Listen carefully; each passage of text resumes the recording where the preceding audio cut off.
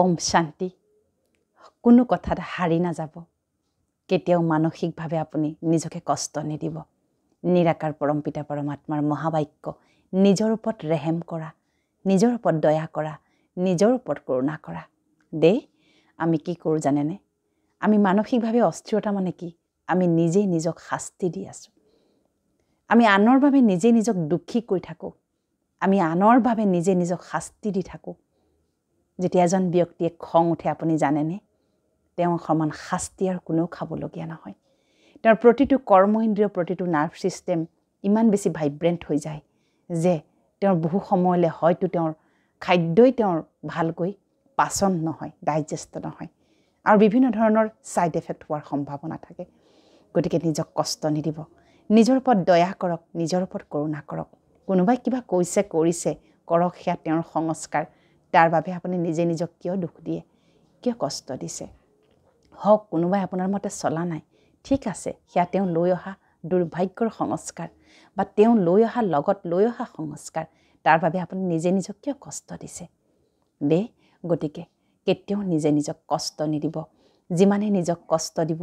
আপুনি সিমানেই অসুখীয়া ৰোগীয়া হৈ পৰিব সেইবাবে আজি কি হৈছে মানুহৰ ৰোগ বাঢ়িছে নুশুনা নুপুজা কিছুমান ৰোগৰ আজি আমি শিকাৰ হ'বলগীয়া হৈছে কেৱল নিজৰ বাবে দে এই পৃথিৱীত জীয়াই থকাৰ কিছুমান কলা আছে ঘৰখনত জীয়াই থকাৰো কলা আছে কলাটো একেবাৰে সহজ আৰু সৰল যোনেই যি কৈ নাথাকক কিয় আপুনি শুনিবলৈ বন্ধ কৰি দিয়ক কিছুমান কথাত আপুনি ষ্ট্ৰিক্ট হওক যে মই কেতিয়াও আনৰ কথা নুশুনো প্ৰথম কথাটো হৈছে জীৱনত কিছুমান পলিচি নিৰ্মাণ কৰক সেইবাবে পৰমাত্মাই কয় একান্ততাত থকা অকলশৰে থকা সংগ ৰং নলবা যিমানেই সংগ ল'ব সিমানেই ৰং লাগিব যিমানেই সংগ ল'ব সিমানেই দুখ বাঢ়িব হতাশা বাঢ়িব কম্পিটিশ্যন বাঢ়িব কম্পেৰিজন বাঢ়িব লাহে লাহে আপুনি হতাশাগ্ৰস্ত হ'বলৈ আৰম্ভ কৰিব সংগ সেইজনৰ লগ যিজনে আপোনাক সকলো সময়তে জ্ঞানৰ চকুৰে জ্ঞানৰ বাটেৰে মাৰ্গদৰ্শন কৰে তেনেকুৱাজনৰ আপুনি সংগ লওক দে তেনেকুৱাজনৰ আপুনি সংগ লওঁতে আপুনি খুব বেছি সাৱধান হওক কাৰ ঘৰলৈ গৈছে কাৰ লগত বেছি সময় কথা পাতিছে কাৰ কথাৰ দ্বাৰা আপুনি বেছি প্ৰভাৱান্বিত হৈছে ইত্যাদি কথাই কিন্তু আপোনাৰ জীৱনৰ প্ৰতিটো সময়ক কিন্তু আপোনাৰ জোখমাখ কৰি আছে দে গতিকে জীৱনটো আপোনাৰ খুব সুন্দৰভাৱে সজাই লওক যে মই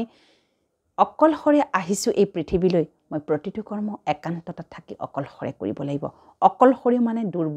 দুৰ্বলতা নহয় বহুতে কয় ইমান অকলশৰে থাকে অকলশৰীয়া মানে বেয়া কথা নহয় অকলশৰীয়া হৈছে এটা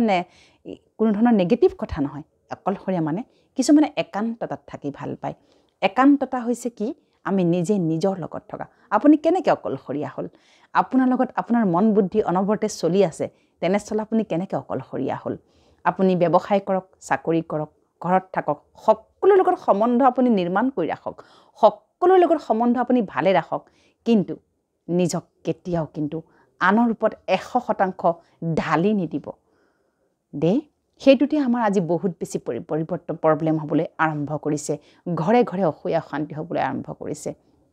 ৰিসেন্টলি এজন ভাইয়ে কৈছে যে মই অফিচত থাকিলে ইমান ভাল লাগে ঘৰলৈ আহি সোমোৱাৰ লগে লগে বোলে মোৰ খং উঠিবলৈ আৰম্ভ কৰে চিন্তা কৰক যিজন ব্যক্তি দিনটোত ঘৰত একেবাৰে নাথাকে তেওঁ ঘৰখনলৈ কিমান আনন্দত ঘূৰি আহিব লাগে কিন্তু তেওঁ আজি কি বুলি কৈছে তেওঁ ঘৰলৈ ঘূৰি আহিবলৈ মন নাযায় ঘৰ সোমোৱাৰ লগে লগে তেওঁৰ বোলে মূৰটো গৰম হৈ যায় কিয় হ'বলৈ আৰম্ভ কৰিছে কোন আমাৰ আপোন আমি কাৰ বাবে জীয়াই আছোঁ কাৰ বাবে চাকৰি কৰি আছোঁ কাৰ বাবে আমি ব্যৱসায় কৰি আছোঁ কাৰ বাবে পৰিয়ালৰ বাবে আৰু যদি পৰিয়াললৈ আহি পেলাই যদি মূৰ গৰম হৈ যায় তেতিয়াহ'লে আমাৰ জীৱনৰ কি অৰ্থ থাকিব পাৰে ইমান কষ্ট কৰি ৰাতিপুৱাৰ পৰা সন্ধিয়ালৈ লেলাই ঘেন্দাই যি কাম বন কৰি আছে যিমান কষ্ট কৰি আছে যদি সন্ধিয়া ঘৰলৈ আহি পেলাই যদি মনেই বিষাক্ত হৈ যায় খঙাল হৈ যায় তেতিয়াহ'লে বাৰু সেই জীৱনৰ কি মাদকতা থাকিব পাৰে সেইবাবে ঘৰখনত থকা প্ৰতিজনে কিন্তু এজনে আনজনৰ প্ৰতি দায়বদ্ধ হোৱাৰ সময় সমাগত দে বিশেষকৈ সেইবাবে মই সদায় ক'ম আগতে কোৱাৰ দৰে প্ৰত্যেকগৰাকী মাতৃৰ হাতত মাতৃ মানে ফিমেল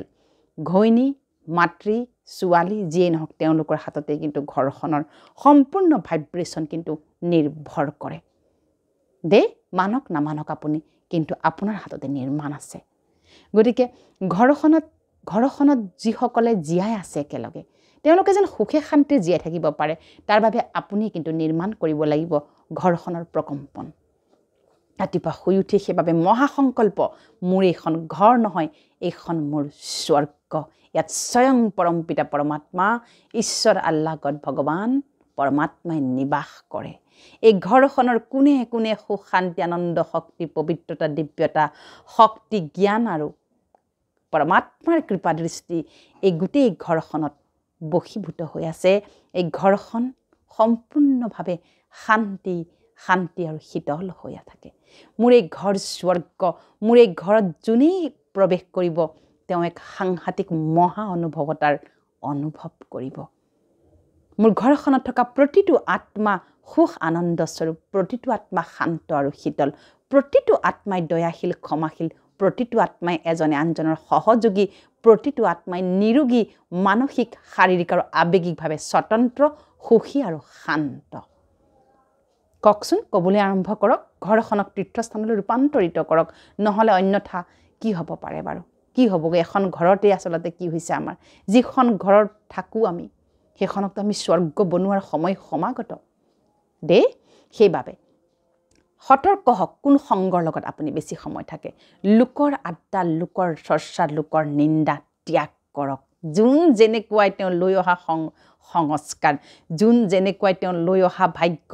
তেওঁক খাবলৈ দিয়ক আপুনি তেওঁৰ ভাগ্য কিয় নিজে বাৰু ইয়াতে আহি পেলাই ইয়াত সময় ল'ব লাগে নালাগে প্ৰয়োজন নাই কোনোবা অতি বেয়া হ'ব সেয়া তেওঁ লৈ অহা কাৰ্মিক একাউণ্ট তেওঁৰ প্ৰতি দয়াশীল হওক ক্ষমাশীল হওক তেওঁ বেয়া মানে তেওঁৰ প্ৰতি শত্ৰুতা তেওঁৰ প্ৰতি আমি বিৰূপাচৰণ কৰিব নাপায় কাৰণ সেই আত্মা ইতিমধ্যেই সেই বিকৰ্মৰ দ্বাৰা আক্ৰান্ত হৈ আহিছে বুজিবলৈ চেষ্টা কৰক যেতিয়া হস্পিটেলত পৰম শত্ৰু পৰি থাকে আপুনি কিন্তু খবৰ এটা ল'বলৈ আপোনাৰ মন যায় তেতিয়া তেওঁক আপোনাৰ শত্ৰু যেন নালাগে কিন্তু আজি মানুহ মানসিকভাৱে আক্ৰান্ত হৈ আছে বেমাৰী হৈ পৰিছে মানসিক সুখ শান্তি ঘৰত নোহোৱা হৈছে ঘৰত মানুহ 3টা বা 4টা তাৰ মাজতে কোলাহল অশান্তি কাজিয়া পেচাল যুক্তি তৰ্ক হিংসা হিংসিয়ে একেবাৰে শেষ ৰূপ লৈছে বিকৰাল ৰূপ লৈছে বিৰাট ৰূপ লৈছে